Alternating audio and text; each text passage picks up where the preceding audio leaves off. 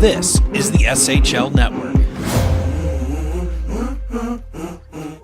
To be champions, you must work hard. Every shot, every goal, unlocking your potential.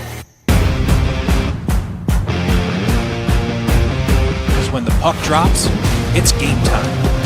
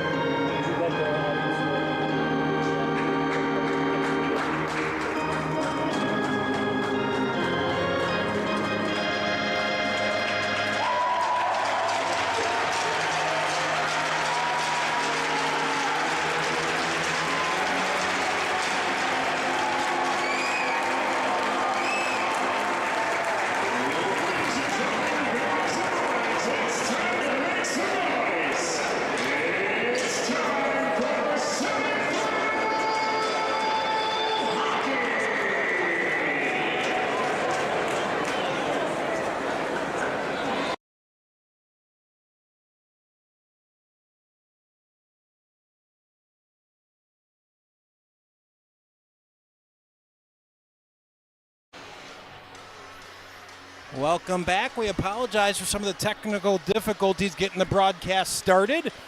No matter how many times you test things, the lights go on sometimes, gentlemen, and things just go wrong. But we scrambled to fix it during the announcements. Now we're ready to go. Let's reintroduce the broadcast. I'm Max Anderson alongside Luke Jordan and Dylan Ward. Wes Anderson down at ice level for the second of the two state semifinals here live from West Meadows Ice Arena. Getting right into the game, since we don't have a whole lot pregame here, these two teams have met once, Luke. It was a win for Benet, but it was a long while back. Loyola was a little shorthanded, but Benet knows they can hang in this game. They absolutely can. You talk about that 5-1 game where they had 3 goals in the second period. The first period was scoreless. These two teams have great netminders, and we'll get into that in a second, but it's going to be a battle of two great defenses, as it wasn't the case back in the O'Grady tournament. You mentioned back in that O'Grady tournament, that 5-1 win for Benet. But for Loyola, they've been arguably the hottest team in the state since the turn of the calendar. It was a bit of a difficult start to the year for Loyola, but boy, did they come on strong in the month of January into February, and now have gone on a run here over the last couple of weeks. You saw the bracket, how we got here. All the pregame festivities out of the way, we're underway. Game number 2 of the Red Varsity State semifinals. One of these two teams looking to meet New Trier Green at the United Center a week from tomorrow. Loyola first to get possession down in the Benet end. Our rushed pregame didn't get a chance to talk about Benjamin Ciesla, who was incredible in that quarterfinal double overtime win against Glenbrook North. Yeah, Ciesla, one of the best goalies in the state, an all-state nomination. Going to be exciting to see how he fares off against this Loyola offense. Hensel, who had the game winner, takes a shot. It's knocked down by Gio Anamoni. Now bad turnover right in front, Hudson Schlee, but he can't get a shot off. Matt Klein, 3-year varsity starter for this Loyola side, right there to slow him down. Back the other way comes Jake Blazjowski. Blazjowski below the goal, tries a centering pass, but fans on it, taken away by Michael O'Rourke. He plays it hard off the boards and out. Joseph Ide with the puck.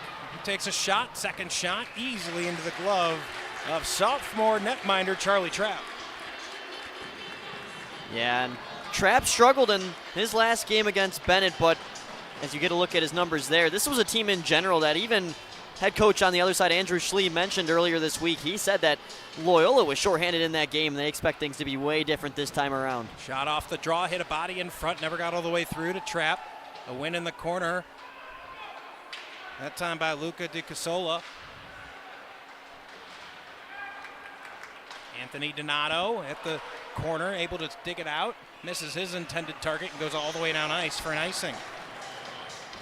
You talked about Matt Klein earlier. It's going to be very interesting to watch him defend Hudson Schlee, two veteran varsity players. Schlee led this Benet team in CCHL points with 38, and that led the entire Chicago Catholic League. And on the other end, Matt Klein has been a sensational defenseman on the season for the Ramblers.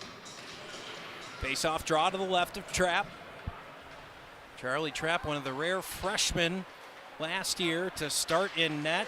It was because the man behind him, Declan Smith, missed the entire season with an injury. He was forced into action. He was sensational as a freshman. Came back here in his sophomore campaign and has had another sensational season. You saw the stats early on that were shown. The Benet side looking for a penalty. They're not going to get one.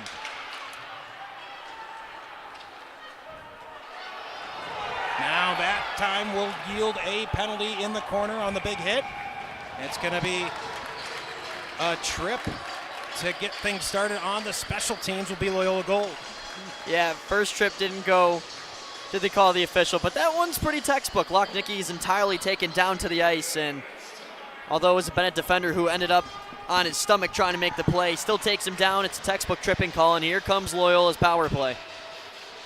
One that wasn't necessarily as high-powered as you'd expect from the third-ranked team in the state, just 6th in the SHL on the regular season.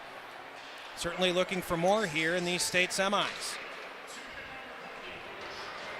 Orzakowski makes one-man miss, and it's wrapped around the boards and out by the Benet defense. Well, I'll tell you what, Max. Now is the time where Loyola's getting hot on that man advantage. 2 for 5 so far in the state tournament for a percentage of 40. Up the left wing. Carrying it in now, Donato. Weaving through traffic, trying to fight through Jimmy Cannon. He's able to get the puck back. Now Orzechowski below the goal. Strings it along to Dwyer. Donato thinking, shoots, looking for a deflection. Backdoor. Dwyer was on the doorstep, but making a good save was Ciesla with 1:10 to go on the power play.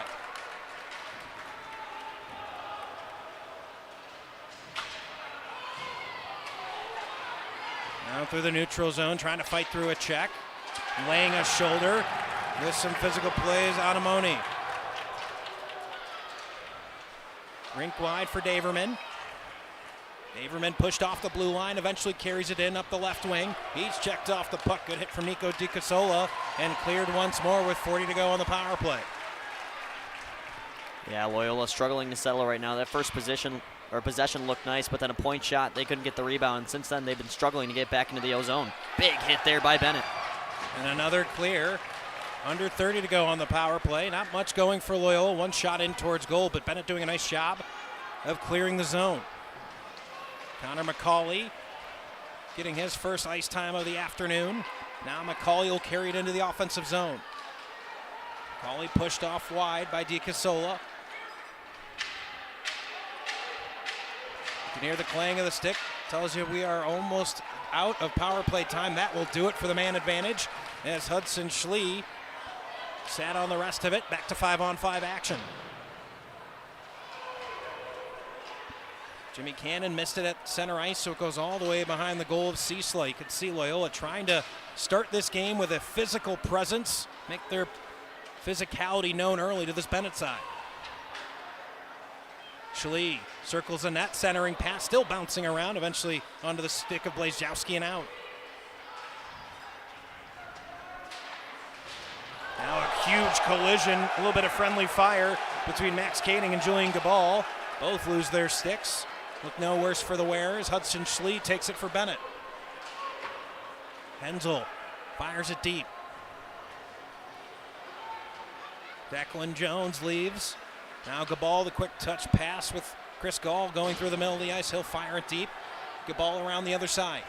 He takes a check. Declan Jones comes up to keep it in the zone for Loyola. Chip back out to center ice, where Declan Jones is going to fire it right back in on the Benet end.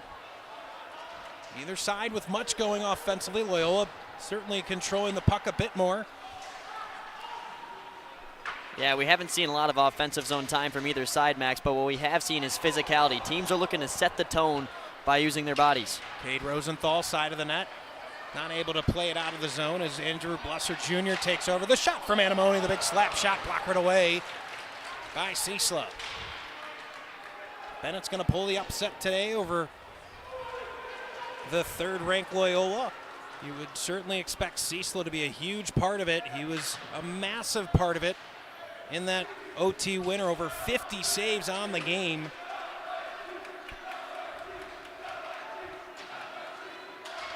Anamoni still a stick in neutral ice, causing havoc all over the place. Now shoved down, trying to force the turnover was Luca DiCasola. Now a hit in the corner. It's going to be a penalty against Loyola. Extra attacker onto the ice for Benet. As Frasco takes it in the neutral zone. Delayed penalty impending. DiCasola drops the shot, knocked down, and eventually played off the stick of Anamoni. The tripping the call, and Benet going to get the chance on the power play. Yeah, it looks like they got Nick Thomas for that play on the far side boards, and Bennett's power play has been no joke this year. 30 power play goals in 23 CCHL games. Numerous threats, and obviously, of course, you got to watch out for the man centering it all, Hudson Schlee. Yeah, Luke, and on the full season, in or out of the CCHL, just under 30% on the man advantage here for the Benet Red Wings. An impressive number in CCHL play. Right off the draw, chance for Schlee. He whiffs on the shot. Now below the goal is Hensel. Hensel gets it right back off the half wall. Point blank, backdoor. Holloway gets it across. Oh, what a save trap! How did that not go in? Guys, what a save by Trapp. Just drags the glove hand there. I think you're going to replay on the goal cam, but drags the glove hand there and is able to make a great save there on the penalty kill.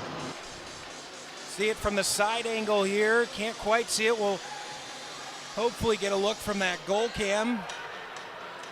Getting it right. Oh, just cut over. Just the extra little hesitation on the settle from Schlee and the ability for Trapp to get over. And you hear the reaction of Luke Jordan. Somehow we're still 0-0. Holloway takes a shot, right pad save, Trapp.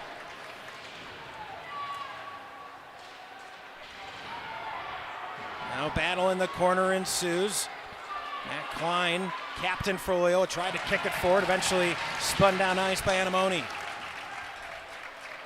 Wow, Max, I'm still thinking about that chance that Benet just had. Hudson Schlee's going to be punching himself about that chance that he could have capitalized on, but I'm sure he's still going to get plenty more throughout the entirety of this game. A prolific goal scorer is Hudson Schlee. You mentioned his numbers just a moment ago. 17 goals in that CCHL regular season. His Trapp has to make another save here with 9:28 to go in the first, 59 on the power play. Yeah, and Schlee was coming off the ice, and he's got both black gloves over his face. Just got to, you know, especially as a captain, you got to go back to that bench and act like nothing happened. What's behind you is behind you, and the next shift is ahead. Stone on the face-off draw. Now a battle against the far half wall. Patrick Dine happy to waste some time, eventually pried free and cleared down ice by Benet.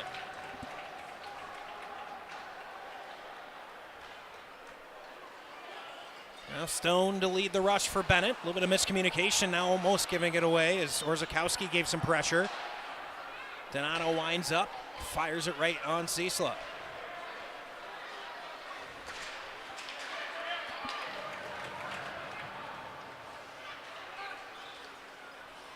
Ryle trying to get one more chance here with 15 to go on the power play, but Loyola is able to clear once more. Yeah, when Bennett's been in the O-zone, they've been great, but they keep doing these stretch patches through center ice, and most of them haven't worked, but this one might have until Ryle had it, his pocket pick by Blazejowski. Now Orzakowski with the puck, now full-handed, I should say, just off the penalty kill, centering pass. But DiCasola there to stop it. Back to get it, Matt Klein in his own zone.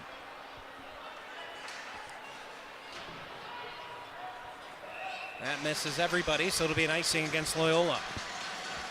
Yeah, guys, definitely an interesting start so far. That New Trier St. Viator semifinal earlier on had much more of a north-south type tempo, but right now both teams are just kind of struggling to create those offensive chances from the start. But we talk about it, these teams only met once back in November. It's definitely that feeling each other out type of deal so far in this first period for sure. Klein swipes it up the far wall onto the stick of Blazejowski. Here's Koenig, played by Ciesla. Now a chance out in front, dangerously played by Ciesla, but able to support his Dentis and back out to neutral ice.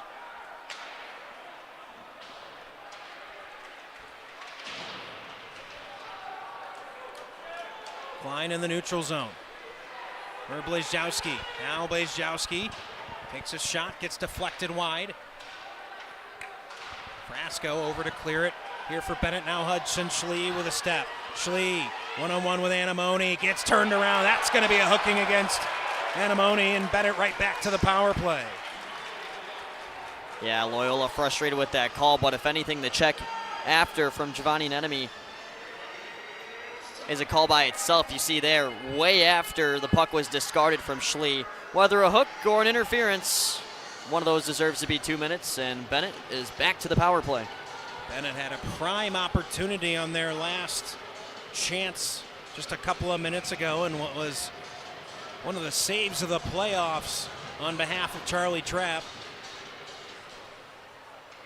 Cannon waiting for it at the blue line. Instead, Schlee holds across to Holloway. Now Cannon almost leads to a breakaway opportunity as Daverman was looking to take advantage shorthanded.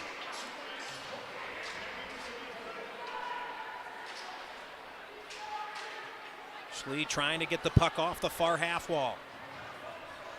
Hensel tries a centering pass, but a good job to block it out front, and now it's going to be a penalty behind the plate, and a bad one, frankly, as Bennett's going to lose the rest of their power play. Hensel in frustration whether you want to call it a slash, an interference, or roughing.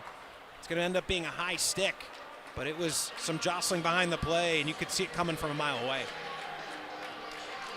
So the 1:29 left on that initial penalty on Anemone, so it'll be that amount of time on 4-on-4, and then 31 seconds for Loyola on the man advantage. Yeah, a lot of penalties early on in this one, and Cecil with a nice stop there. But one of the keys to the game for Benet on my list is you got to stay disciplined. Loyola's been hot in these state playoffs on the power play, and their penalty kill has not simply 66%. Shot 4-on-4, smoothly into the glove of Trapp. Luca Di Casola was looking to go high.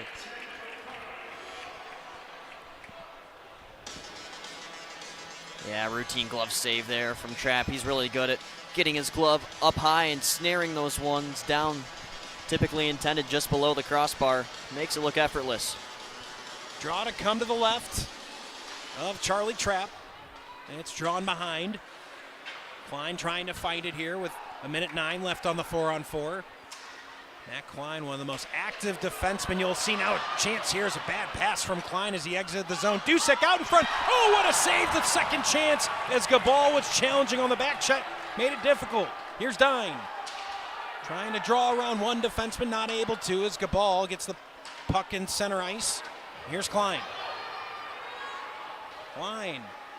Centering pass try, gets a deflection, but not much from Kading. And a big check in the corner. Now a chance out in front. Klein, the backhanded shot, not able to get it to go. Ryle.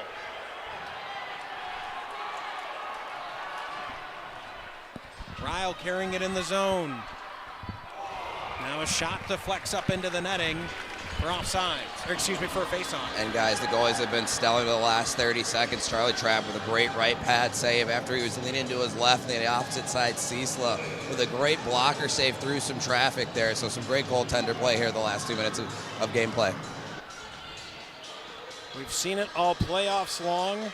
Some spectacular and sometimes the mundane can cause problems, but we've seen some spectacular saves here in the playoffs. Ryle brings it forward. Now Stone in the corner. Stone wrapping around the boards and sends back out as they are now shorthanded.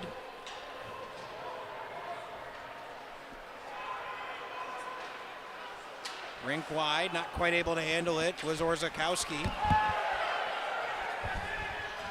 Now Donato fires it deep and Dwyer gives it chase. Daverman waits the other side as Dwyer carries it along. At the point, Jones to keep it alive for the moment, but trickles back out to the neutral zone. Here's Donato. Final couple seconds of the man advantage for Loyola. We're back to full strength, 5-on-5 aside. That missing everybody will be icing. Guys, how about those two saves by Charlie Trapp? Just looking at some of his numbers through 3 games of the state playoffs. A 167 goals allowed average, 929 save percentage. How about 2 assists as well for good measure? I was going to say, when I was looking through the Loyola roster, I saw Trapp had 2 assists. I was like, how is that even? It happens there, then and there, but not that often, whereas through 3 games you have 2 assists as a netminder. Impressive yeah, no stuff. kidding. Trapp really good with his stick, able to be that 6th defenseman at times. Draw to the right this time, a Cecil. McCauley trying to draw it back to the point, not able to, and it'll be icing once again. We talked about it in the first game, gentlemen, the importance of possession, and when you can avoid giving up some of these offensive zone draws, if you're Benet, you start to live dangerously if you continue to give these draws in their own zone. Absolutely. For Loyola, one of my keys to their game for success is be selfish. Shoot the puck. You shoot the most shots on goal per game in SHL play. And now, of course, you aren't playing an SHL foe here, but one of similar talent. And they're an SHL best 13-2-1 when out shooting opponents. Nick Thomas gets a shift here. Off the boards, Lochnicki deflected up into the netting. We'll have another offensive zone draw for Loyola. And you can tell Loyola constantly looking at that top shelf, and Cecil just keeps steering them aside and sometimes even out of play like we saw there. McCauley the draw, won this time by Benet, taken away by Jimmy Cannon. Hollowek pressuring, trying to force the turnover. Able to feed it through a couple to Thomas, but he couldn't handle it. Now Matt Klein. Klein goes across, but not quite timing for Loyola, so it would have been offsides if played.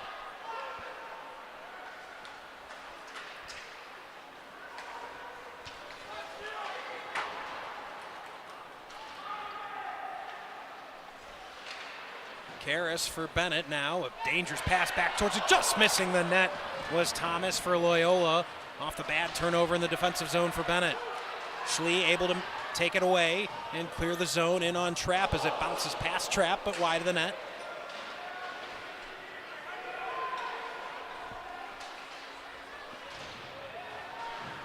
Chris Gall coming over to support, but instead it's Joseph Ide with the puck. Back to the point, the shot gets deflected, side of the net, swiping at it is Ide. No shot on target. Duszek puts it behind the goal, but no Red Wing there, so Loyola's gonna be able to chip it out of the zone. Here's Gall. Gall with speed, shoots left, blockered away by Ciesla. Awkward check in the corner, everybody gets up all right. Away with it comes O'Rourke. Fires it through the neutral zone, trickling in on Trapp. Who opts to drop his glove on it as pressure came to his doorstep. And Luke, you mentioned how Loyola needs to be shoot first today in order for them to win. Well, when they score the first goal, they're 16-2-2 in SHL play. It just shows you how imperative it is for them to get the lead early on here in the first period. And Loyola, of course, had to beat all their opponents to get here. They've also outshot all their opponents, and they've won by 3 every time. They've been consistent about getting goals in the net, but also Trapp has been incredible between the pipes. Draw to the right of Trapp, trying to play it up the near wall, but not out. Now a rebound in, a chance for Duszek, who couldn't put it back on net. Trapp has left some rebounds out there early, usually very good in terms of his rebound control, a little bit shaky here early.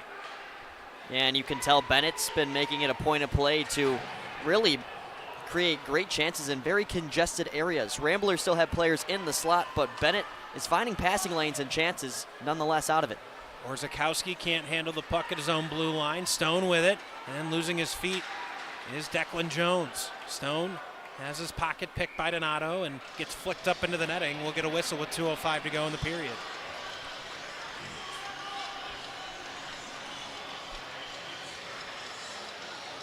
Benet looking for just their second state title appearance in school history. Never won it. Made it to the state championship back in 2015. They lost that one. Meanwhile, on the Loyola side, 3 state championships to their names, 11 times runner-up.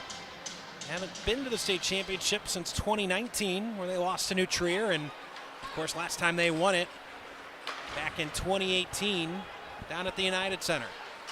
Here's Kading. Shot on goal, turned aside by Ciesla.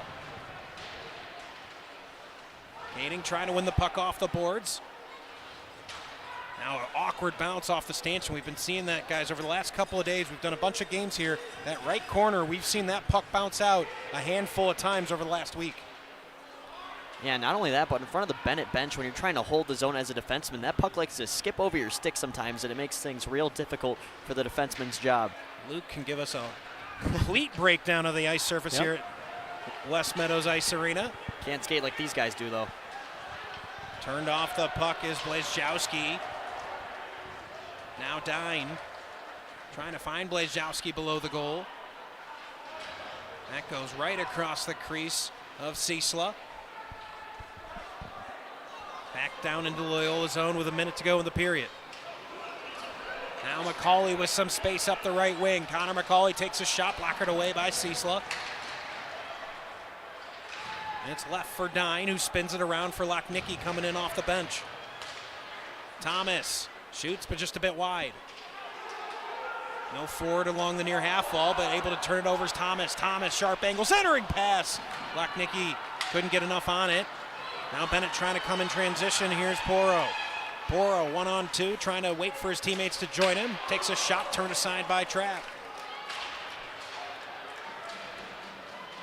Puck between some skates. Anamoni trying to dig it out and clear the zone. Eventually able to get it free. He's got speed and space up the right wing. And Amoni takes a shot. Glove save by Ciesla. Max, you talked about Bennett's last time going to the state championship being 2015. They lost that one. The team they lost to, the Glenbrook North Spartans, the same team that they beat in upset fashion in the quarterfinals to get here. So you got to think, obviously a much different player pool, but for the program itself, some revenge. No doubt about it. Benet has had a bit of GBN's number over the last several years. There's another, I believe there's 3 overtime game. Was that 2021, I believe? 21 or 22, I can't remember which. That Benet got the OT win as well. That was 22.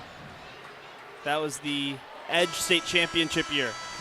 That's it. So that will do it for one period of play. After one, we are scoreless between Benet Loyola. We're going to keep it right here between periods. Talk about a few of the things we didn't get to during the opening. Of course, getting a look at the starting lineups as well. But through one.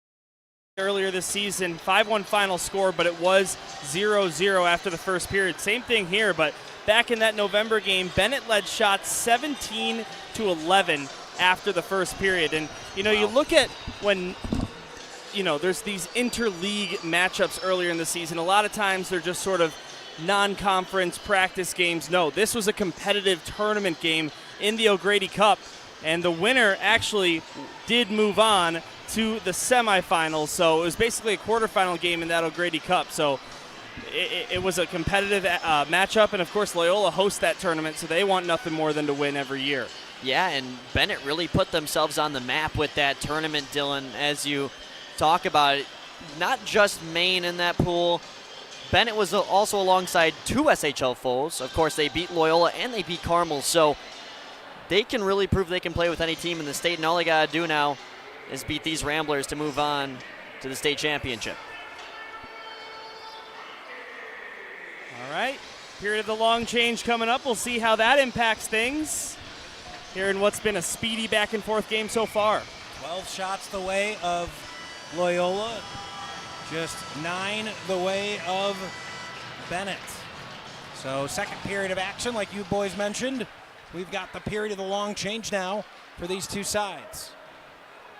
Always important to finish your shift. You'll hear that from coaches all the time. Is a huge tone-setting hit to get the period started from Alex Karras as he takes Julian Gabal down. Longtime watchers of the SHL certainly remember Max Gabal, who's one of the bigger players to ever play in the SHL, an imposing figure. So to see his brother Julian get put down to the ice, not something you're used to for the Gabal family. Yeah, and Bennett's got a couple of guys that can really set the tone of physicality. Karras, one of them, and also Michael O'Rourke's made a couple of big hits so far in this one. And, you know, some people don't think that hits can turn momentum, but if you make a big one, get your crowd going, it really does make a huge impact. Far half wall trying to win it are the Ramblers. Gabal, a shot in on net by Kadig, gets turned aside by Ciesla. Hensel plays around one man. He's got Hollowek on the other side who had his stick tied up. Carried forward by the Ramblers. Here's Gabal. His shot goes off a skate and behind the goal. Gabal now trying to get some revenge with a hit.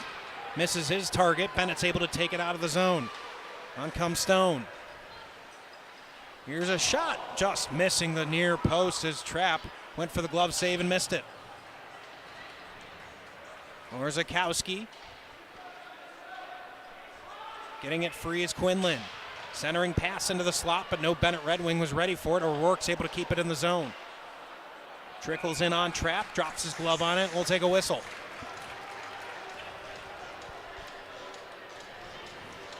Here's a real good look from our guy Matt Freeman on the glass. as that was Julian Gabal trying to make a hit there on Jimmy Cannon, and he just bounces off of Cannon, who's much undersized. Nice little reverse hit there, per se.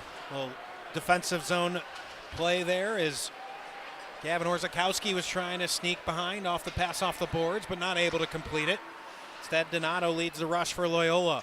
Touched along by Dwyer. O'Rourke in the corner.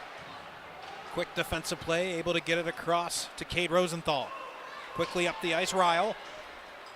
Trying to play around a man, but standing him up at the blue line was Declan Jones. Donato out of the zone. He's got some speed up the left wing. Donato evaluating options from a sharp angle. Ciesla able to keep it out. Daverman trying to keep the chance alive here for Loyola. But chipped off the boards and out as Ryle takes it in the neutral zone.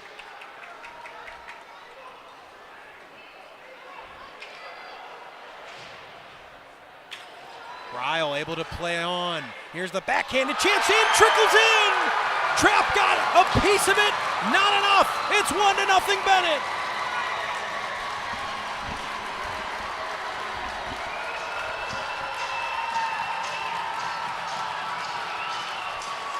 You don't see these types of goals go by Charlie Trapp too often. A backhander just over his glove. It's not at his shoulder. It's right at his shoulder, just a bit left of it, but he brings his shoulder in, and it leaves that little hole above his glove open. And a nice play, as you see there on your screen. That's the man who did it.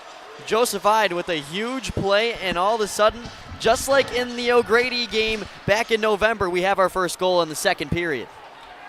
We have broken the deadlock. Benet, the visitors, the underdogs, take the early 1-0 lead. Shot from Klein over the crossbar. And chipped back out to neutral ice. Close to offsides, and the linesman does, in fact, call that offside. And guys, right before that goal by Joseph Ide, the bench was screaming at him to skate the puck into the zone, and like we just saw, good things happen. You hit the puck to the net, and Bennett's able to have their first steal of the night. And guys, Joseph Ide did score the opening goal with 12:50 to go in the second period when these two teams met up back in November. Scores game opening goal here and right around at the same time. Getting the scoring started once again here this evening. Nico Di Casola trying to add to that lead. That shot well high of the crossbar, but Trapp gloves it, takes a whistle. It's exactly what you want if you're Benet. If Loyola scores first, you get that gut feeling, and it's not a good one. Whichever team scores first always has that huge momentum edge, but something I notice is body language is always important to me on the benches. You still got a Loyola team primarily standing and hungry on their end. Bennett's all sitting on the other end, and my good old buddy Ryan always said it's not good to be sitting on the bench, especially for long periods of time. Doesn't show that you're too into the game either. We'll see how that plays out as we move along in the second period. Fortunate bounce, backhanded shot. Daverman keeps it out. Ciesla stands strong.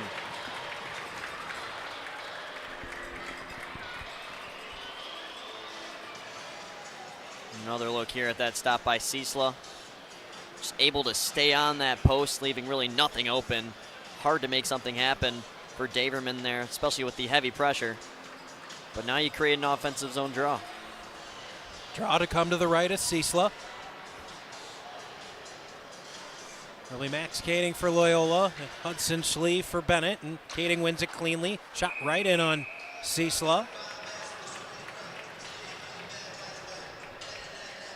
And guys, Ciesla's rebound control has been perfect all night. Multiple times we've had shots down low where his rebound control has put the puck in the corners, really limited those second chance opportunities for the Ramblers. That's what really ended up biting St. Viator in that game, in game one, where the rebounds here are so good all game long. Here's Matt Klein, big wind up, and again, swallowing it right into the B of the sweater is Ciesla. Yeah, guys, Benet keeps some interesting stats on the season. One thing that stuck out to me, they've got 3 jerseys, red, black, and white. In the Reds, they're 11-5-1, black 8-2-1, but in the whites, which they're wearing today, how about 22-3 on the season? Not sure if it means much, but I don't know that there's more superstitious people than hockey players, so I can imagine that might be some of the motivation of this jersey on here tonight. Yeah, against this gold one for Loyola, you could really wear white or dark. Now Patrick Dine fires it deep. Cade Rosenthal collects for Benet.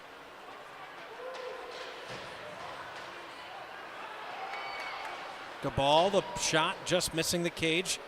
Said that a lot, I feel like, so far for Loyola. One of the focuses you would think as we move forward is getting some more shots on goal. They've missed the target quite a few times already here tonight. Ciesla continues to stand strong, 17 of 17. Quinlan trying to push the puck forward, a huge hit. Quinlan's able to absorb it and get the puck across the ice. Anamoni in the corner. Quinlan coming to help. It pops free. On comes Julian Gabal. And Moreno comes in just a touch off sides. We get a whistle and a bit of pushing and shoving in the corner. What an angle we got of it, too. Now, I was just about to talk about how the second period really hasn't been as physical as the first period, but over the last 30 seconds, I'd like to apologize and retract my statement. And O'Rourke and Gabal still barking at each other as they come off the ice. 12:31 left here in the second period. Benet drawing first blood just a couple of minutes ago. Yeah, and Loyola, an interesting neutral zone faceoff. Their right defenseman is all the way back at the red line near the center ice logo. Can't even see him in the frame on that faceoff. As you see now heading back Donato to cover. Off the netting. If you are a little bit new to high school hockey and you're just tuning in here in the semifinals, you might be thinking to yourself, that looked like it should be delay of game. At the high school level, there is no delay of game from your own defensive zone. So if you're calling for that at home, that's why.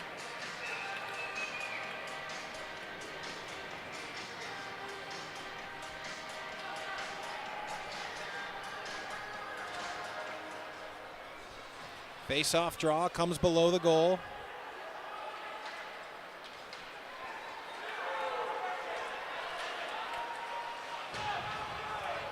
Check behind the boards, another big check. Anamoni able to keep it in at the near point here. Dusek able to pry it free. Now 2-on-1 comes Benet. Dusek eyed. Puck rolled off his stick, following it up the shot, but it's blocked. And Loyola carries it out of the zone. Gets stuck in a patch of snow right in front of the Benet zone. Now collision in front of the benches. The Benet side wants a penalty called. They're not going to get one. Donato across ice. Daverman, his wild shot well high and wide of the cage. McCauley keeps it in at the point, wraps it around, finds Thomas. Thomas centering pass, but not able to handle it. Is Lochnicki, and Bennett's able to clear with Poro.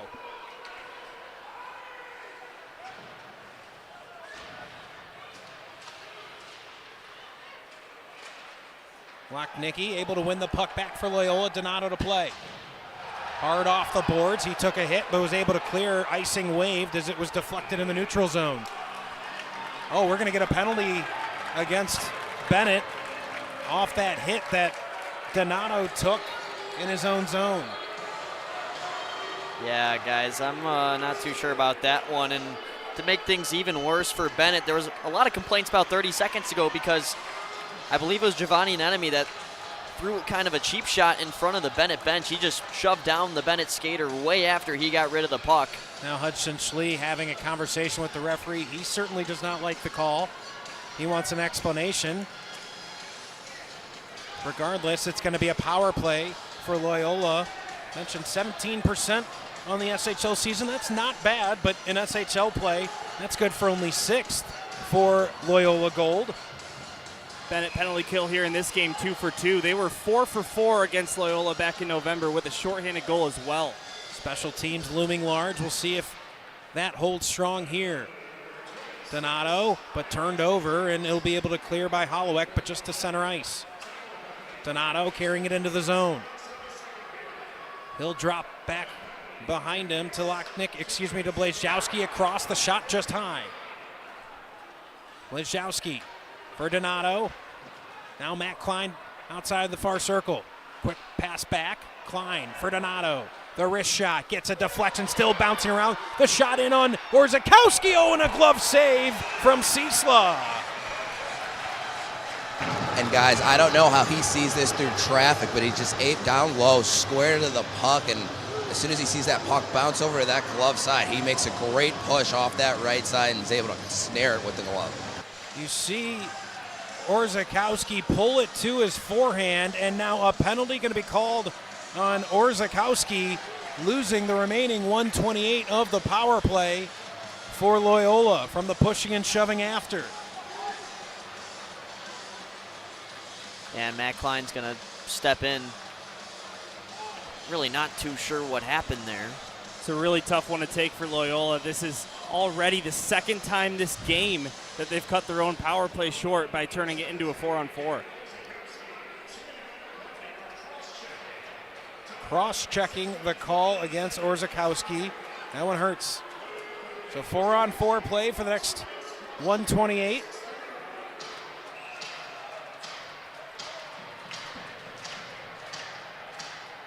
It'll be Quinlan and McCauley on the draw. McCauley wins it cleanly. And Dine pestered the entire way, but able to carry it out himself. He didn't like his angle of attack, so he retreats. McCauley chipping it in on Cisa, who gloves it, and will take a whistle.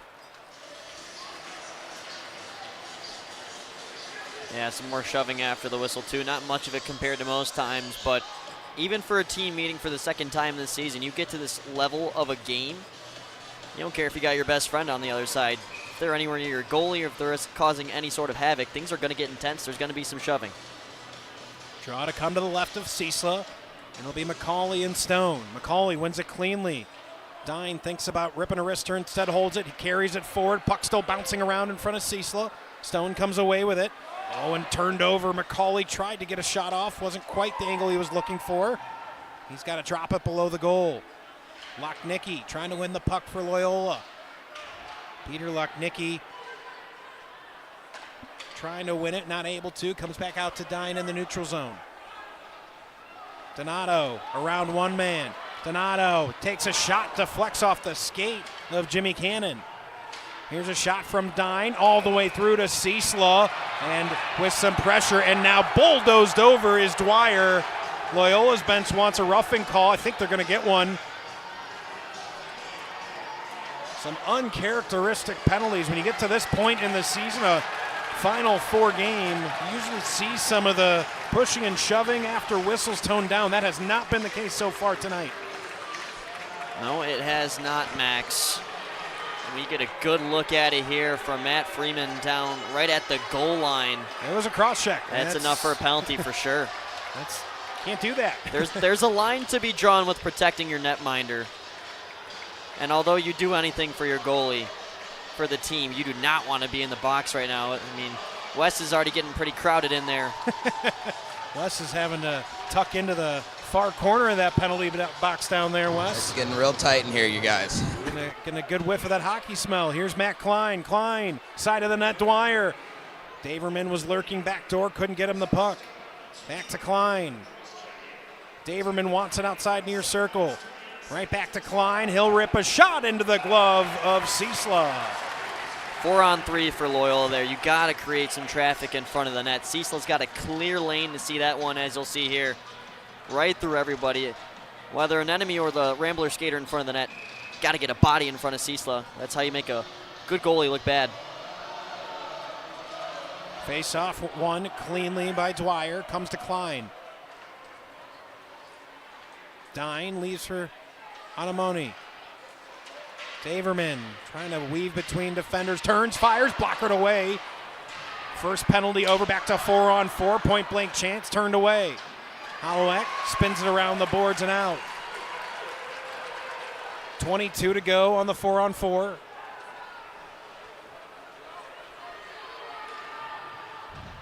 Anamoni from a sharp angle, stick to side by Cisa. And that's going to be a bad icing that time. I don't think he realized that it was 4-on-4 and not shorthanded. And you even saw Schlee signal that time to Casola 4-4, meaning, hey, we can't give up that kind of an icing. Couple of real good looks for the Ramblers. Daverman on that follow-up couldn't get to go, but what I've seen from Pearson Daverman, who's only a sophomore, he's looked very confident out there, and he's generated a lot of good chances. He's a young talent for this Ramblers offense.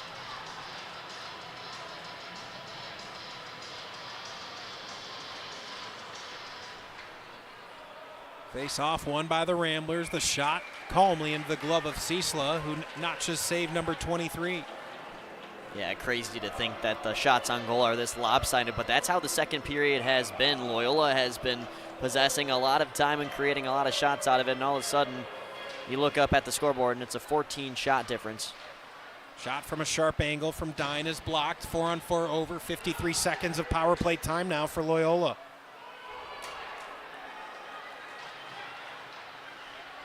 Orzechowski able to get over, keep it in for the moment, but just trickles out of the zone where Dine has to play it. Now Dusek. And Blazejowski makes one man miss, sets up Orzechowski. He stops, lets the traffic clear. Dwyer trying to get it in the slot, couldn't quite handle it. Now point blank, chipped in front, and a save had to be made by Ciesla. Benet trying to clear the puck here with 15 to go on the power play. Dwyer able to keep it below the goal. Now from a tough angle, as he's being checked, was Orzechowski, and taking a whistle with 10 seconds left here on the power play. Another good possession for the Ramblers. Ciesla once again steering away those rebounds. He used his stick on that one to just get it to the side where there's no Ramblers. And then another look at the end there, Orzechowski on the shot. Loyola bringing all their power play skaters and slowly creeping into the slot, trying to be deceptive to get around these bent defenders, but it won't work. Donato makes a man miss, gets it across the 9. His shot just deflects wide and able to clear. That will do it for the power play as Bennett's back to 5-on-5. Kading. The ball is tripped up by his own man. That's Donato. Kading with some speed coming forward, but a good stick check from Di Casola to dispossess.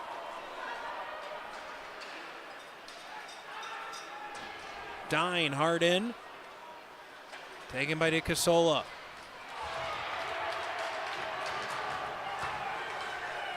Gabal trying to have a hit, energize his side, still looking for their first goal of the game. Dine skates wide. Sharp angle, carries it below the goal. Looking for an outlet, gets it through to the slot. No one there from the Ramblers.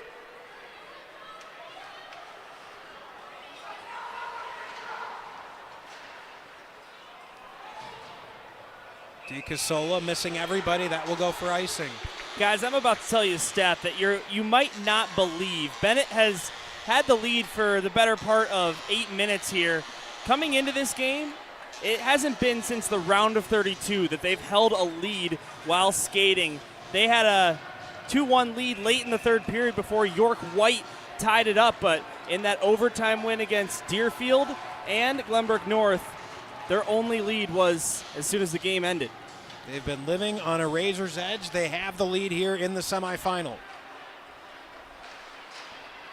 This shot in on Ciesla gets deflected up into the netting, and it'll go outside the zone as it came off Loyola skate. Yeah, and Dylan, to your point, they trailed in that entirety of that GBN game until they scored in overtime. They were able to get that equalizer with about 3 minutes left there, so a team that's comfortable from playing behind. Yeah, on the other side of things, Loyola has only trailed in this tournament when Glenbrook South scored the opening goal in the quarterfinals. Didn't take long for them to tie it up. Besides that, they've held the leader, have been tied for the entire thing. It's an incredible stat, Dylan. It's been a wonderful run for Benet to this point, trying to make their second state championship in school history. A win would be their first. And now more pushing and shoving after the play, and you got to imagine when we go to the locker rooms, these coaches are going to implore their players, especially come third period time, put the pride away just a bit. Absolutely, just with how powerful these two power play units are as well. We really haven't seen too much of that yet, but it could very much be forthcoming in the third period and what's still left of this middle frame. Puck pops out now with speed and space. Comes Gavin Orzechowski. Chips it in on Ciesla, who throws a glove on top of it and takes the offensive zone draw for Loyola. Don't know if it's just me, guys, but I feel like we've had a lot of whistles compared to the game earlier. I would agree with that. A great game we had between St. Viator and New Trier. New Trier taking leads 4 different times. It was 1-0, then 1-1, then 2-1, then 2-2, then 3-2, then 3-3, until the final moments. Now 3-on-1 for Benet. Porro comes, he shoots, he scores! Vinny Porro puts Benet up 2-0.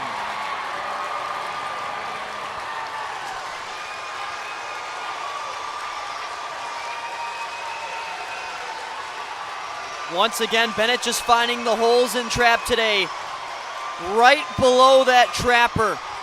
He gets part of it again, and Charlie Trapp is in disbelief because he's gotten both goals that Benet has scored with part of his glove, but it's just simply not been enough. Vinny Porro on a 3-on-1, some would call a selfish play, ends up paying off, and he's got the Benet lead doubled. 2-0 now, Benet leads.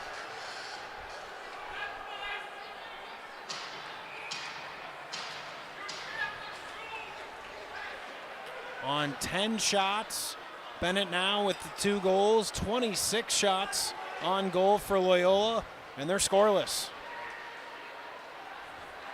Lochnicki trying to change that. He takes a big hit from Karras. McCauley able to win the puck back, but again taken away. Point blank Thomas now following on Lochnicki. He scores!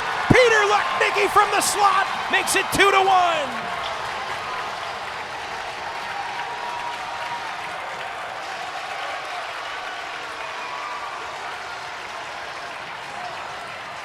Well, I mentioned earlier, Peter Lochnicki really held to nothing in that first period, but watch him come in here. Johnny on the spot, beats Ciesla glove side.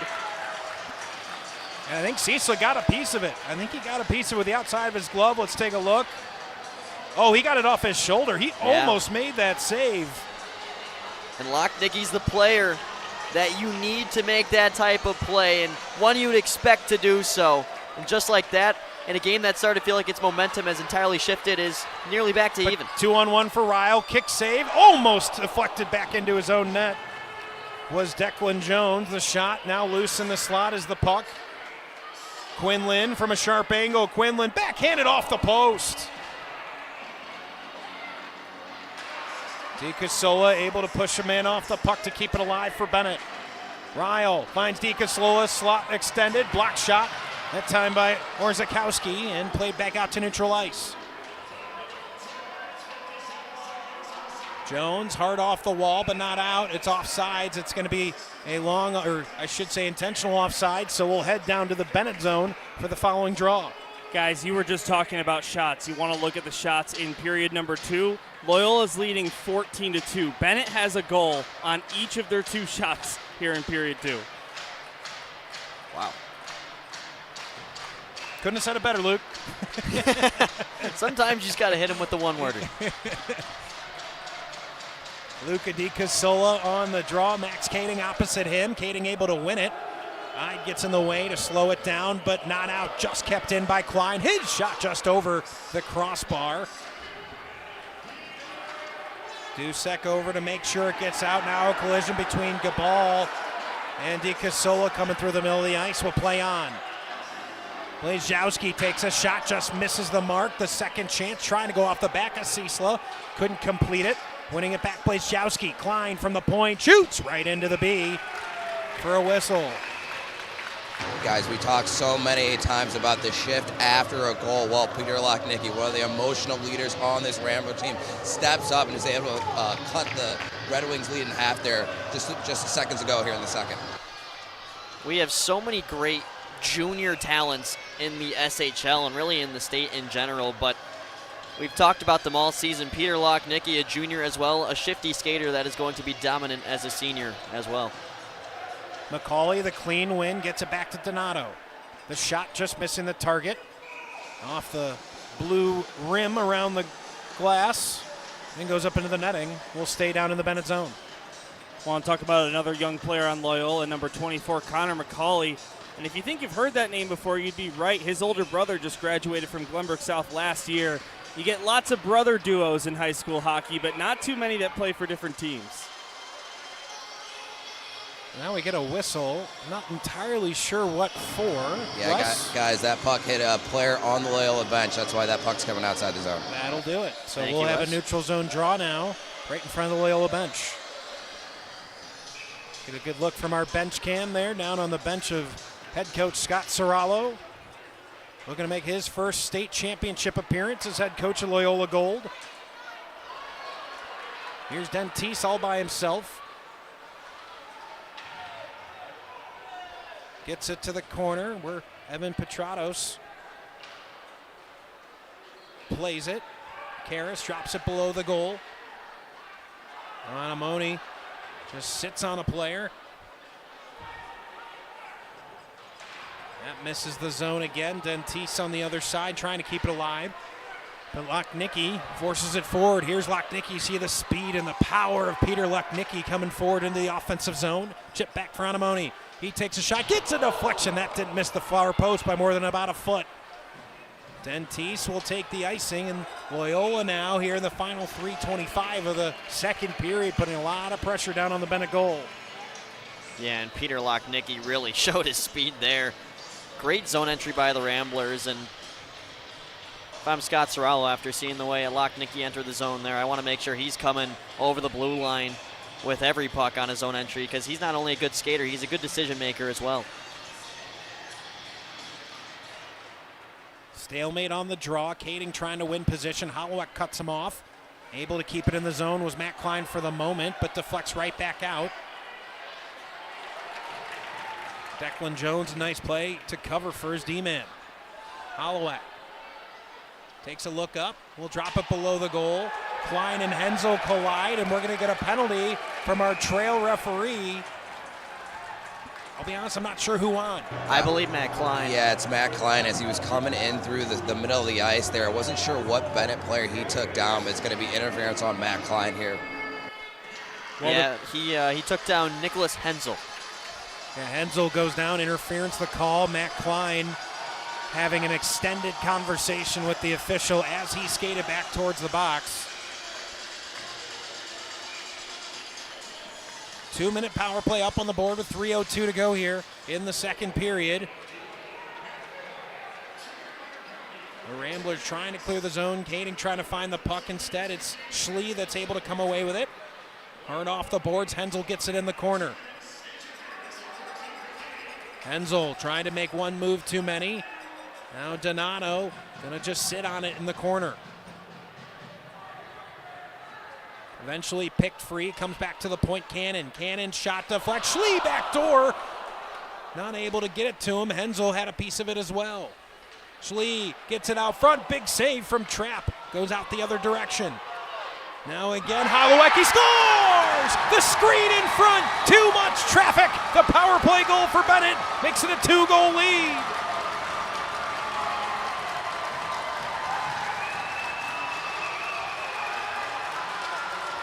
No better way to put it, Max. Lots of traffic. Look at all those bodies piled up in front of Trapp. An enemy trying to shove a body out of the way, but it's really not in enough time, and Trapp doesn't stand much of a chance there. That was a howitzer from Holloway, his second of the state tournament.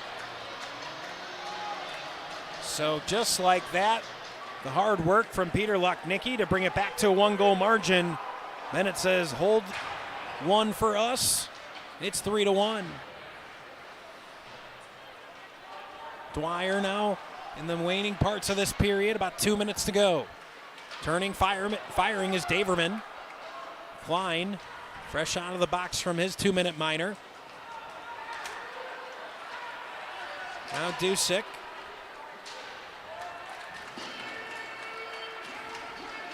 Dwyer comes together behind the goal with Ide.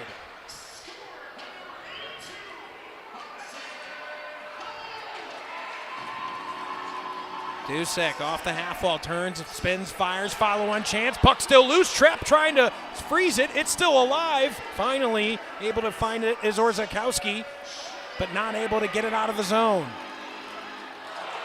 A whiff on the shot from Dusick.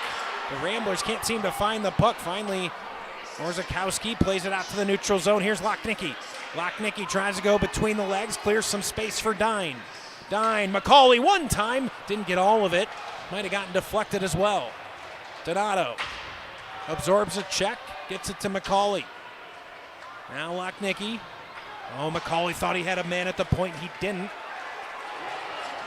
Now Dine not quite having the speed as Stone had, as Stone's able to get the puck in the Loyola zone. Stone into the slot. Now DeCasola shoots, just missing the top left shelf.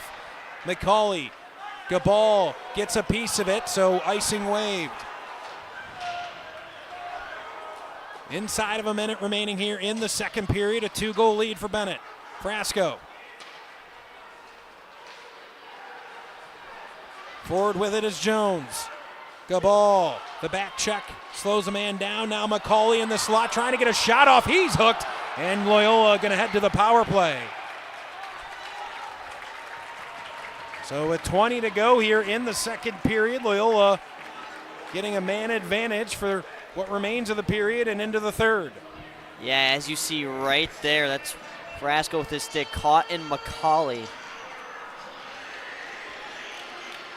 Really making him unable to move his hands, and I will say these officials have officiated this game well. It's another one of those calls where it's tough to see from certain angles. But he gets it there in Loyola on the power play. This will bleed into the third if need be. Power play for Loyola in the last part of this period. And forced out of the zone, final 10. Final 3. That will do it for 2 periods of play. The 7 seed Benet Red Wings are going to take a 2-goal lead into the locker room here in this second semifinal, a 3-1 lead. Something about 7 seeds playing great hockey when it comes to this time of the year, Max. They've played great. They've been outshot, but when it comes to valuable chances, they've been incredible and just have outnumbered the Ramblers. We didn't get to talk to Andrew Schlee before the game, so we'll send it down to ice level now, where Wes is standing by with the head coach of the Benet Red Wings. Thanks, guys. Coach, you got 12 goals from 9 different goal scorers in this state playoffs. Just how crucial is the depth scoring been to your team's success? I mean, that's the key to being anybody in the state, right? Like, you have to have depth. I have 4 full lines that can score. I have 4 lines that can defend. I really like my chances. Now on the opposite side, let's talk about your goaltender. He makes over 50 saves against GBN. Right now, 27 for 28. How special has he been? He's amazing. I mean, he's fighting through it right now. We're going to clean that up defensively for this third period, but he's been a rock. All right, thanks, Coach. Good luck in the third. Thank you. Guys, back up to you. Andrew Schlee, confident in his group, into the locker room here. We will take a break, catch our breath, come back with third period action in just a few minutes. You're watching the state semifinals of the Red Varsity Division on the SHL Network on YouTube Live.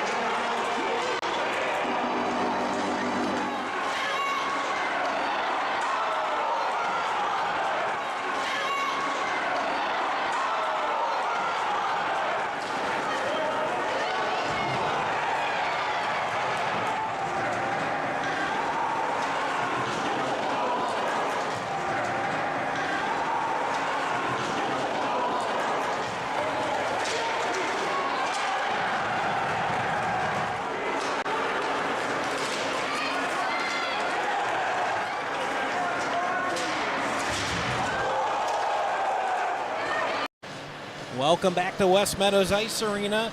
Upset is brewing here in the second semifinal. Benet a 3-1 lead as we enter the third period. And for more on how Loyola is going to look to come back here in this third period, we're going to send it down to ice level where Wes Anderson standing by with Loyola head coach Scott Serralo. Wes. Thanks, guys. Coach Peter Locknaggy finds his third of the state tournament. What's been working well for him in the state playoffs? I mean, he's got his shot going, but I think on that one it helped that we got guys to the net. That's the message for this period. We just got to get more bodies to the net. I was going to say, that was going to be my next question. You got a 2-goal deficit here. Outside of getting bodies to the net, what else do you need to do to get back in this game? I think we got to continue, with what got us here, and that's our forecheck. We got to be more disciplined, stay out of the box. I think if we stay out of the box, we can get to this period, no problem. All right, Coach, good luck in the third. Guys, back up to you. Wes is exactly where I was. The key for this Loyola team, there were some undisciplined penalties in that period that really cost them, especially that last power play goal. Yeah, I'm sure it did, Max. And you talk about Locknaggy getting it back to a 1-goal game. It's so deflating to have that 1-goal deficit tacked on to once again by Benet. And I said they've been getting outshot like heck, but it doesn't really feel like it because of the chances they've been creating are so valuable. I have a chance to look at these, how they got here. First for Loyola, 4-2, then 5-2 over Hinsdale Central Highland Park. Another 5-2 win over GBS, as we mentioned. They had the lead in all of those games except for that quarterfinal just for those first few minutes. They had an incredible regular season. And on the other side, the Benet Red Wings. All 3 games so far of the AHAI State playoffs requiring overtime, a little bit more each time. Davin Frasco, 2 minutes 31 seconds into OT in the round of 32 against York White. Then in the round of 16, the game-winning goal, 20 minutes and 2 seconds into OT. That's double OT for those scoring at home. And then in the quarterfinals, their longest game and the longest game of Illinois high school hockey this season so far. Double OT, 27 minutes and 4 seconds of extra hockey before Luca Di Casala is the hero on an instant classic a week ago today. Getting a look at Loyola coming back out on the ice, the number 3 ranked team in the state, currently trailing by 2. It's going to take a huge push here in the third period, trailing 3-1. Meanwhile, Benet doing a phenomenal job defensively, putting a force field what feels like around Cecil. And I have one more thing to get to before we drop the puck. I owe a shout out. I put up a story on the SHL Network Instagram. Who will score the first goal? First person to get it right gets a shout out. We got Joe Eide as the answer from Guess Who? Luca Di Casala, the OT winner a week ago today, and got the assist on that goal by Eide. Confident in his teammate, and he absolutely nails it. Benet, 17 minutes away from carrying the Catholic League mantle to the United Center with a chance to knock off number 1 New Trier. But first, work to be done here in the third period of the state semifinals, live from West Meadows Ice Arena. Wes Anderson, Dylan Ward, Luke Jordan, I am Max Anderson on the call for you here in the third period. Big thank you to everybody at AHAI for making this happen. We're just getting started in the semis. We've got combined and girls coming up the next 2 days as well, but for now, we're locked in on this one. Off the draw, Dwyer trying to force it home, knocks the goal off its post. We get a whistle. Yeah, plenty of power play time here to open the third period for Loyola. You got to take advantage of that if you're the Ramblers. All of a sudden, it's a 1-goal game if you can tack one in here. Minute 16 remaining on that power play here. I want to note all the Benet fans are now standing here as they can taste school history.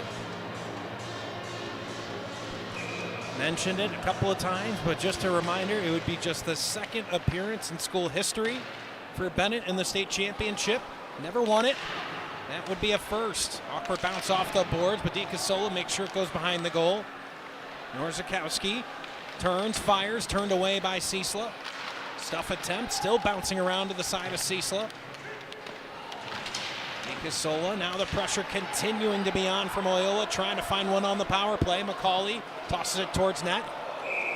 And this one rifled in on the bench. Look at Wes. Did Wes glove that himself?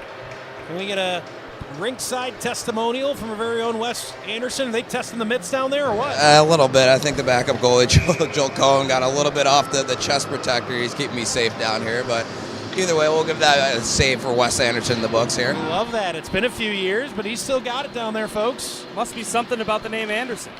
Hey, you said it, not me, Dylan. Here's Daverman in the corner. McCauley bringing it off the half wall with 40 to go on the power play. McCauley across to Lochnicki. He'll take a shot, and a cool, calm, and collected Ciesla with the glove save. Yeah, no kidding on cool, calm, and collected. Ben Ciesla has this shot right above his shoulder. His glove is in position to start with. Quick reaction time, and he brings it up immediately. Get a good look at it here. You ever see those goaltenders whipping a ball off the wall at pregame? That's the drill right there. And that's going to be a clear for Benet with 25 to go on the power play. Loyola looking for one more rush, but not a clean exit out of their zone. Hansel sends it right back down below the goal of Charlie Trapp. A couple of the goals so far he's gotten a piece of, hasn't been able to get enough to keep him out of the goal. Two of those three that Benet have the lead with. Daverman trying to lower his shoulder, get around a man. That's the end of the power play for Loyola. Back to full strength is Benet, turning and firing, just missing the cage was Daverman. Benet now 6 for 6 on the kill tonight. Anemone able to chip it across. Dine getting pressure from Schlee. Now tied up along the far half wall. Dine trying to pry it free, and Gabal, a huge hit. Hudson Schlee's down and in some pain. Benet cannot believe they did not get a penalty in the corner. Now the physical play continuing as Schlee finally able to get to his feet. We've certainly seen less get called as Hudson Schlee labors back to the bench. Yeah, pretty stunning not to see a whistle. McCauley able to pry it free. He's cut off. Now Loyola's looking for the penalty. They're not going to get it either. Here's Lochnicki, backhanded, trying to get it across, but a sprawling Quinlan prevents it from getting across the slot. Now Karras and Lochnicki getting into it behind the play before Lochnicki goes for a change.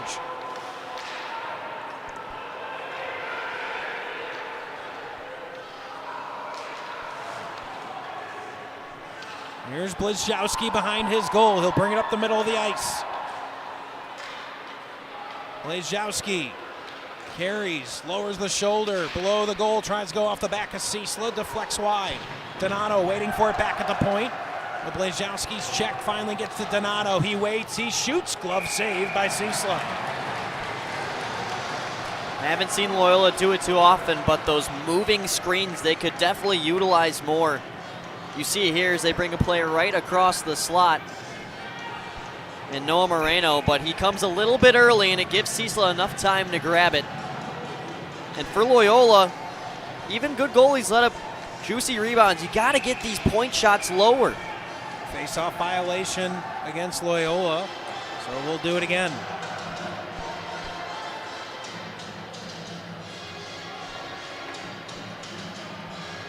Looking like a flip-flop here from the Ramblers, moving every guy out of their initial position. Lesser Jr. steps in for the draw, not able to win it. Comes back to Donato at the point, keeps it in the zone for Loyola. Off the half wall, the shot just missing the cage off of the stick of Gall.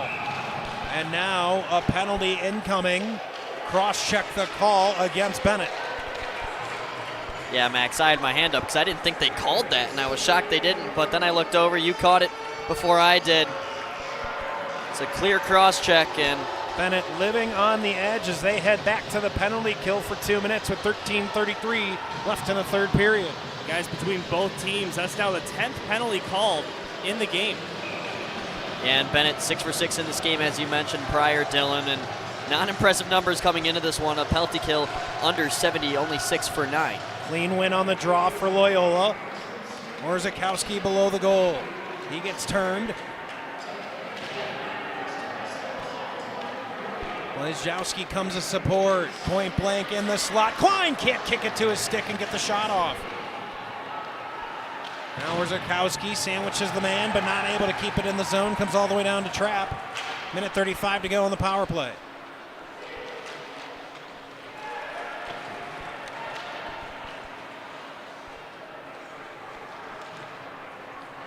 Here comes Klein, the skilled offensive defenseman for Loyola. Leaves it for Blazowski, who can't handle it along the far half wall, and cleared again with 1:10 on the power play.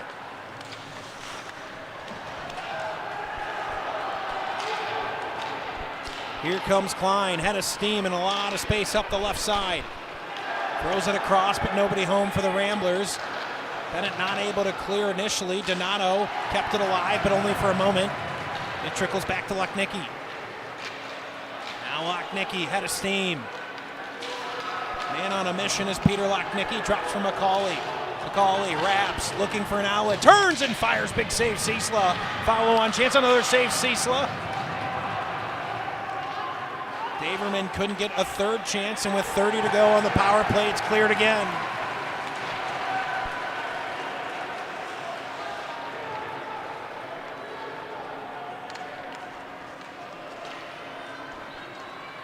Here's Daverman. Daverman up the right wing from a sharp angle, tries to go top shelf. Fought off by Ciesla. Trying to clear it, but Dine keeps alive with 5 on the power play. Lochnicki. Here's a shot from Dine, just over the crossbar, back to 5-on-5 as Hudson Schlee's out of the box. Now Schlee 2-on-1. Schlee looks, he shoots. Glove save by Trapp, and a nifty one. And guys, that's a great sign. Number 8, Hudson Schlee, took a big hit right before the Red Wings penalty kill, but he's out back there. He's going to tough through it. Looks like he got caught in the side area, maybe a rib. But as you see, he's back out on the ice and ready to go. For those keeping track, 7 for 7 now on the kill. That is the story of the game for Benet. Hollowak, the shot off the draw, deflects just wide.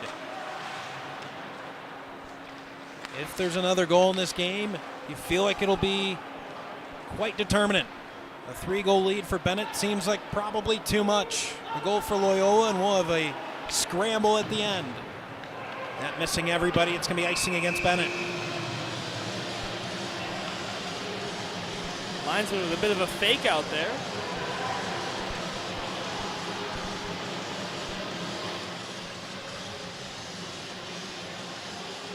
.57 left in the third. Thank you for tuning in with us on the SHL Network. The J&M Media crew here, live from West Meadows. We were here last weekend for the Red Varsity quarterfinals, which saw a pair of Game 7s. Don't see that very often in high school hockey.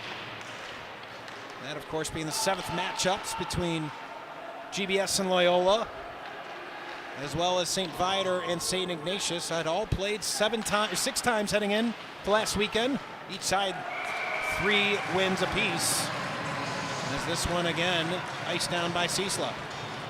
You talk about these games having that Game 7 atmosphere, right? Well, in those 2 cases, it was Game 7, and the series just back and forth. That was good stuff. And for St. Viator specifically, who had won the final 2 games of the SHL quarterfinal against Ignatius, I always say it's so difficult to beat a team 3 times in a row, especially when they're as equally matched as St. Viator and St. Ignatius. Point-blank chance, and fought off as on the doorstep was Noah Moreno for Loyola. Usually so difficult to win that 3rd game in a row. Viator was able to do it. Came so close to upsetting New Trier earlier today. Wasn't to be. And now Benet trying to pull that upset. Dentis carries into the offensive zone. Now into the slot is Dentis. Blesser Jr. tries to go hard off the boards, but not out. Anemone up the far wall, and Blesser's able to get it out.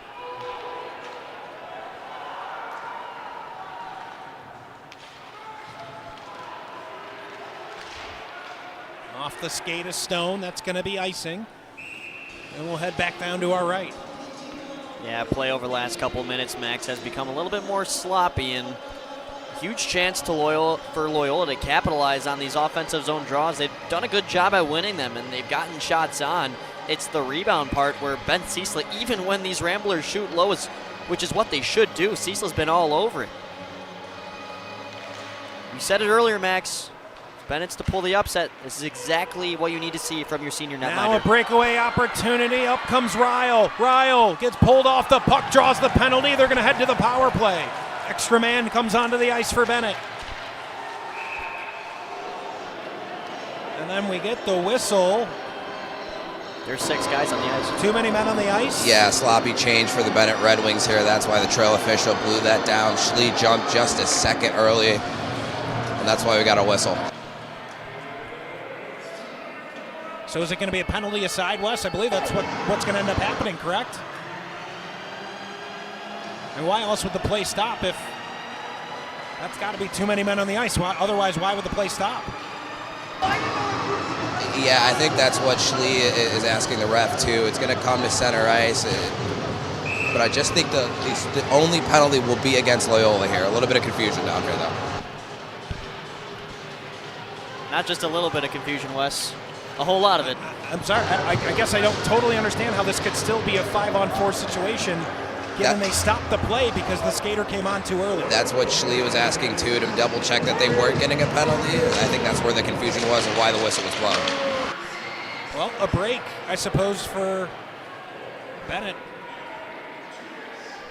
Haven't seen that before. Jimmy Cannon. Quinlan trying to carry it forward. Now Loyola trying to see if they can come up with something shorthanded. That's of your mind. For Loyola, they had a plethora of shorthanded goals on the season. Now from a sharp angle, Charlie Trapp with the save with 8:46 to go. As we get a look here on that backhand try, I'm still thinking of how that play would have happened. I'm almost wondering if perhaps it was an incidental whistle and it wasn't too many men, and that's why we went out to center ice. But hot mics would be quite a solution right now. Not most times. Draw to come to the right of Charlie Trapp. When are we going to clip one of those mics onto a player? Those ambient mics. We'll get Jimmy the Wiz on that for next season as Loyola Ramblers are able to clear.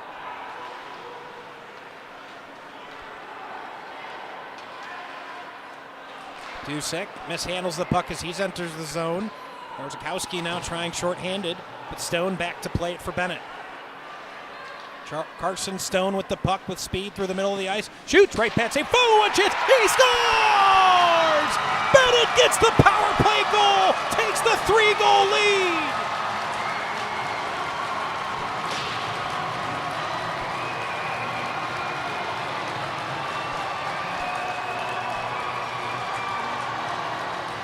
Carson Stone so smoothly skates into his own rebound, and after putting an initial shot on the pads of Trapp, he surprises him glove side. You could tell how unaware Trapp was, a little bit of a late reaction, and all of a sudden, Benet is one step closer to Chicago. The Benet Red Wings Cinderella story continues to build. A 4-1 lead over the Loyola Ramblers. Looked like could have been offsides. Lockdinky a break. Trying to answer Donato. Big save, Ciesla. And every time that Bennett's needed a response from Benjamin Ciesla, they've gotten it. Icing the call with 7:50 to go. Yeah, and if you're Loyola there, you gotta refrain from putting it right at the B of Ben Ciesla's jersey. This is taken right at his chest. All he had to do was be in position from then. He didn't really have to make much of a move, and you know Scott Sorrell is not going to be too happy about that shot selection. Benet trying to make it 2 straight years of a 7 seed, making it to the United Center. Loyola, if they want to come back, they've got to get going in a hurry.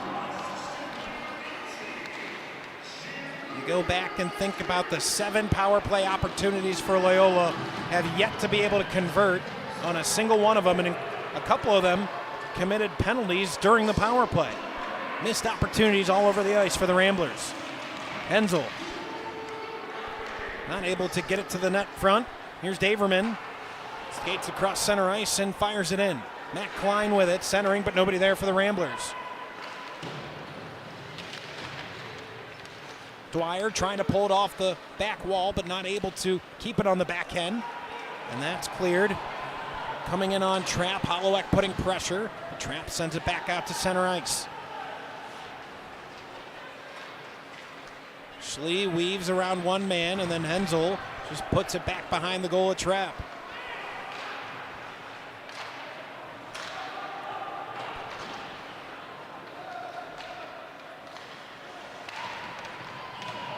Max Kading in the corner trying to dig it out.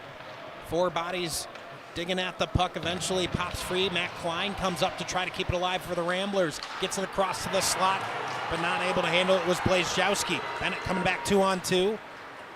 Stone gonna play it in the corner. Julian Gabal gonna check him for his duty against the wall. Matt Klein, rink-wide pass. Blazejowski goes around one man. Blazejowski trying to win it back, shoots in on net. Cecil turns it aside.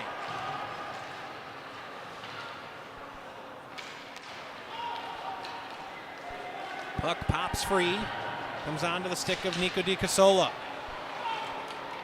Taken right back by Donato, and the teams exchange the puck in the neutral zone. Eventually Dwyer fires it and trickles into the Benet zone. Dwyer able to keep it alive for the moment, but Ryle carries it out. 5:45 to go. Benet can feel it building. Here's Daverman. Trying to drop it to Donato, just a step slow. Now waiting out in the slot, but Dwyer can't catch up with it and get a shot on net. Rosenthal wraps it around the boards and just pops out of the zone.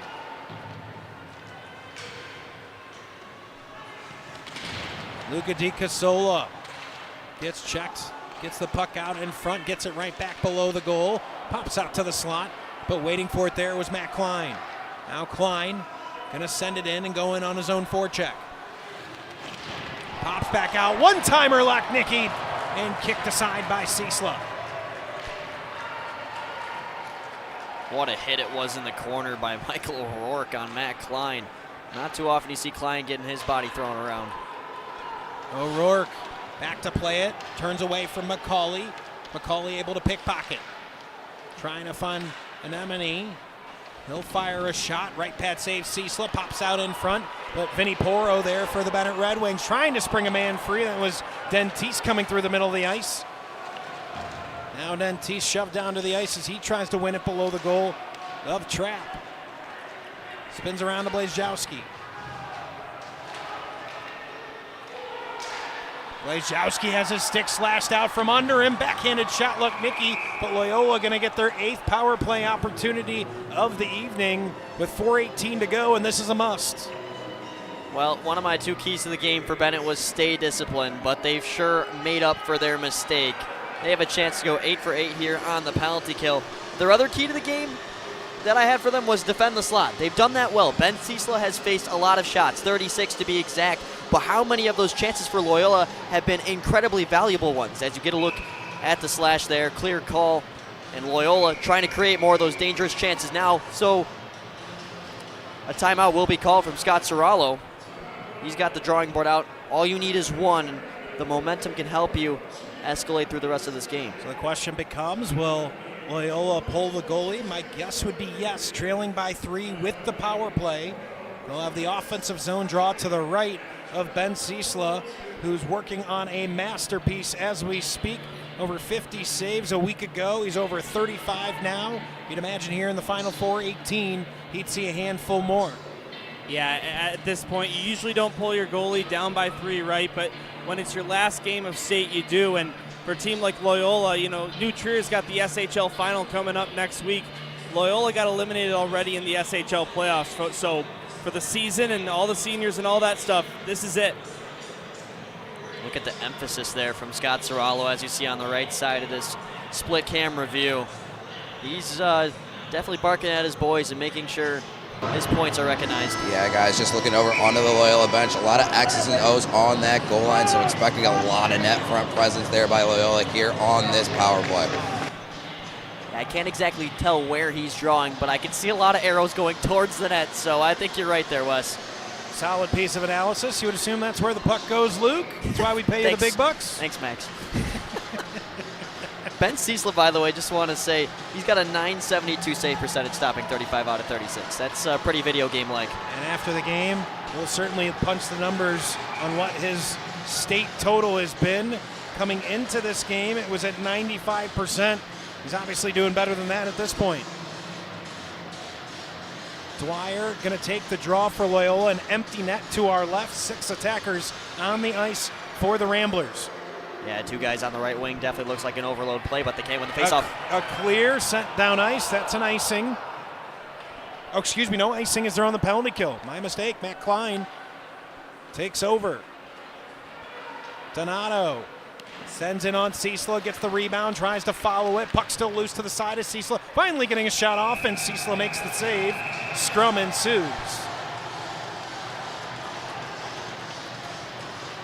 Yeah, and it's one of the gambles that come with a power play is you saw Benet right off the draw just heaving one towards the net. Even if it misses, it serves as a clear, but you hit the target, and this game is practically over. 3:57 remain. Loyola desperately looking for a goal to see if they can get back in this game. There's a 2-man overload on the right wing again. Same guys, Orzechowski and Blazejowski. Puck played forward. Kading pins a man against the wall, trying to pick the puck from between some skates. Finally brought from the half wall as Donato gets it. Played in front, still bouncing around. Follow-up chance. McCauley still bouncing around midair. Ciesla on his back, able to keep it out. Blazejowski trying a centering pass. He takes a shot, and Donato shoved out of the way. There it is again. Ben Ciesla controlling rebounds. Get another look at it here. He's sprawling all over the place, as you said there, Max. And a smart play by Jack Blazejowski. He thought about high sticking it into the goal. I think he tried. He just missed it, but it works out. They create another chance, and this time, Ciesla, once again, another shot into the chest. He brings in his glove and gets a whistle. Dwyer and Hudson Schlee, puck taken away, but not handled, and Loyola's going to have to clear the zone as Donato couldn't keep it in. They finally clear. Blazejowski darts in to try to keep it alive for the Ramblers. Giving it right back. Orzechowski couldn't handle it, cleared again.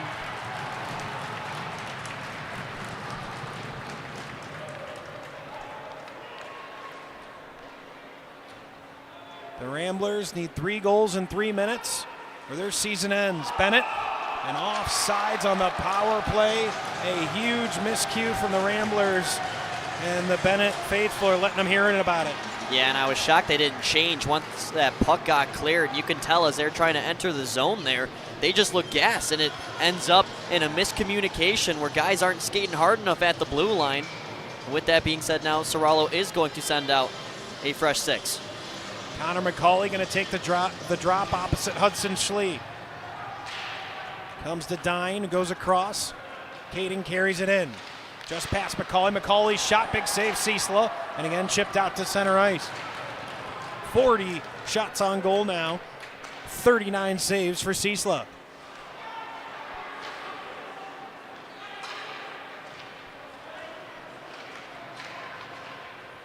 Here's Dine. He's taken down as he headed towards the end boards.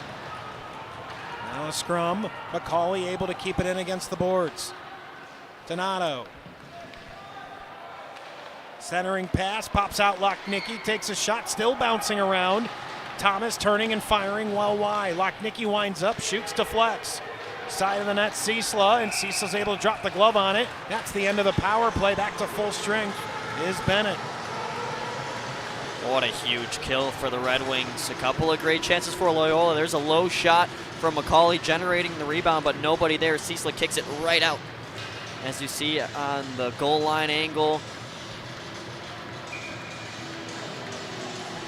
I know it sounds as you're supposed to see it, but you got to score right now, especially now being at even strength. Donato, top of the far circle, makes a man miss, takes a shot, but well over the cage. And that's going to go out of the zone to the neutral zone with just over 2 to go. It's been a series of Loyola shooting themselves in the foot, a couple of miscues, especially in this third period. You can only wonder what this game would be like if they turn those around.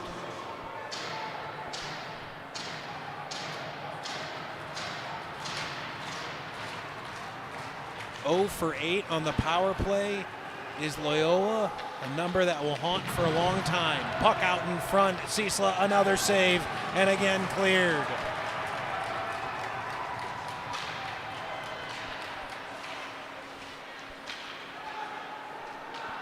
Blazowski. Donato fires in, rebound given up, but swiped aside to the near half wall. Big hit incoming. Puck pried loose. Blazowski gets back for Loyola.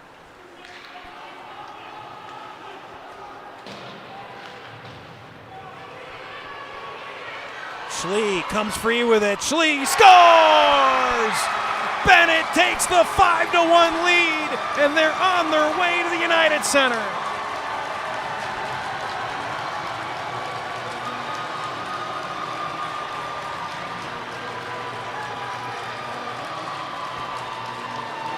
Look at that celebration from Hudson Schlee. With his hands, he forms a U and a C. He knows where these Red Wings are headed. And who else but the captain to top things off? What a run it has been for these Red Wings, and it's clearly not finished. From on the floor to on the board, guys. 43 shots on goal for Loyola have yielded 1 goal. 21 shots on goal for Benet have yielded 5. Cross-checking here on Loyola. Bennett's going to get to maybe put some extra paint into this one. And a frustration by an Emini. And the Loyola faithful begin to file out. Well, Wes, I think you got your interview pretty set. We might have a few coming your way, guys, so stay tuned. Really? Oh, a little tease from Wes Anderson down on ice level. Schlee able to win the draw back. Final 70 seconds here from West Meadows. The Benet Red Wings, the pride of the Chicago Catholic Hockey League, looking to carry the mantle of the league and take on number 1 New Trier, back-to-back state champions, looking for their three-peat, a dynasty here in Illinois. Just to give you an idea, for Loyola, they won 5 in a row back in the 80s. They've won back-to-back twice, but they've only ever won 3 in a row once, and that was nearly 40 years ago. More on that later. Hard to believe the Ramblers haven't been to the UC since 2018, where they beat the Stevenson Patriots. Puck played down below the goal. Final 40 for these Ramblers. As Dylan mentioned earlier, their season will come to an end. No league playoffs, nothing left for them. A solid season, one in which wasn't going well through the first, call it 3 months of the season. Turned it on come January. A nice run here in the state playoffs, but it's going to come to an end at the hands of the Benet Red Wings. Hudson Schlee, the captain, Andrew Schlee, the coach, going to take the Red Wings just about 40 minutes from here, call it 23 miles down to the United Center, the home of the Chicago Blackhawks. The Benet Red Wings are going to meet the New Trier Trevians in the state championship.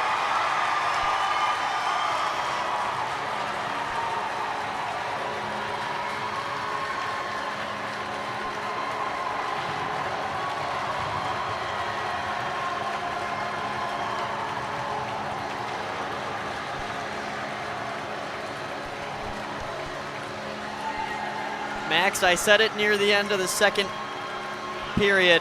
Something about that 7 seed, and Benet is carrying on the tradition. An underdog back to take on Goliath at the UC in 8 days. An update on Ben Ciesla through 3 games in state, didn't play in the first state game. A 139 goals allowed average, over 96% save percentage. And folks, that's not small sample. We had 42 saves for him here tonight. I believe it was 54 the other night against Glenbrook North. Well over 100 saves now. In fact, to do the exact math, he is at 126 saves in the playoffs with just 5 goals allowed. And you look at his goals allowed average, right? You remember He played 2 games, but really it was around 2.6 with the overtime games when you look at those minutes. So it's an unbelievable run for Benet, and lucky number 7 seed is on their way to the UC. It was York last season on an incredible run to get down to the United Center as a 7 seed. This year it's Benet.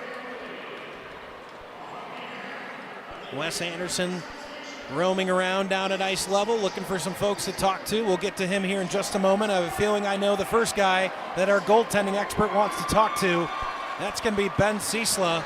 Wes Anderson, down to you. Well, guys, thanks, Ben. Back-to-back games with over 42 saves. Just take us through your mindset through pregame to come in and have performances like this. I don't know. I trust my team. I trust in God. All glory to God. It's just kind of, we just trust each other. I know I've put enough work. I put enough work out in the offseason, and it shows here. Now you get your chance to get a crack at the #1 team in New Trier. What are your expectations coming in next week? I think it's going to be a really good game. We lost to them 3-2 in the Thanksgiving tournament, so I think it'll be a good game. All right, thanks. Go enjoy it with your teammates. Thank you. Guys, back up to you. Thank you, Wes. And a calm, cool, and collected Ciesla. I said it about an hour ago in net. Doesn't matter that his team's head to the United Center.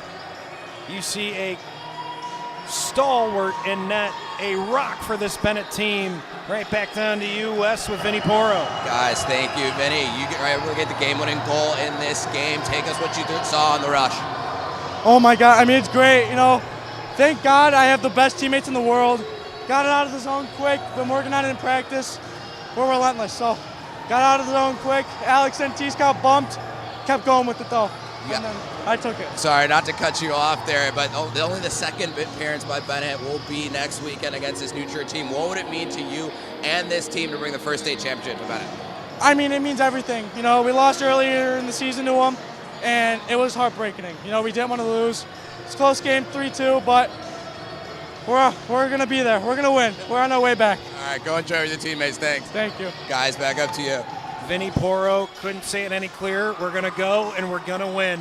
That's been the mentality of this Benet side this entire run through the state playoffs, and they're not ready to be finished.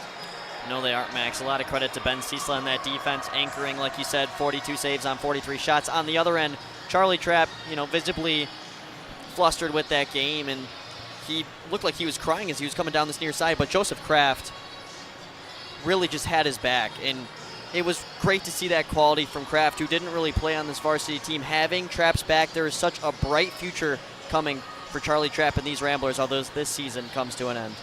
That is the case here today. Thank you so much for staying with us throughout today. Game 1, of course, New Trier winning in a instant classic here in the state playoffs, 4-3. They punched their ticket earlier, and now it's the Benet Red Wings, the pride of the Catholic League, heading down to the United Center next Sunday. That will do it for us here from West Meadows Ice Arena. A huge thank you to our awesome crew who stayed with us all day. Of course, Matt Freeman all around the rink today, getting you those great shots from down on rink level. Of course, we had Joel Schneider, my good friend to my left here, the pride and joy of Glenbrook North AV department. Right here, Joel Schneider with us on the SHL network with J&M Media. Gerard Boris, the pride of the GBS broadcast network, on the main camera to my right. Of course, we had Jimmy the Wiz Olsen. Nobody does it better than Jimmy the Wiz, our technical director. All the replays, the video packages, the graphics, that's all Jimmy the Wiz. Of course, Wes Anderson had your interviews down on ice level. Dylan Ward, Luke Jordan up here with me. I'm Max Anderson. Thank you so much for tuning in. We'll talk to you next Sunday at the United Center.